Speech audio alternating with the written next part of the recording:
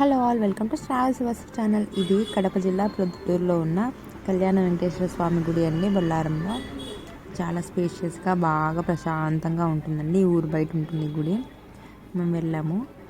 So ఇది వచ్చిన భక్తులకి దారాలు అవన్నీ అక్కడే అమ్ముతూ ఉంటారు. గుడి లోపల టెంకాయలు, దారాలు, ఏదైనా చిన్న చిన్న పటాలు కానీ మెయిన్ ఎంట్రన్స్ అక్కడ ఉంది. అక్కడ నుంచి లోపలికి వస్తే ఇలా ఉంటుంది.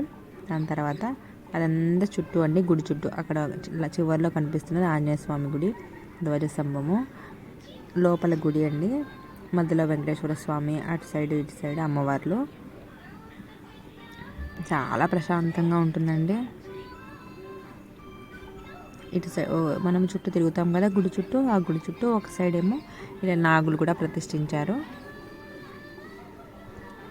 మేము శనివారం అమ్మవారిని, గోవింద స్వామిని దర్శించుకొని వచ్చామండి. చాలా ప్రశాంతంగా అనిపించింది మనసుకి. ఎదురుగా ద్వారపాలకుడు.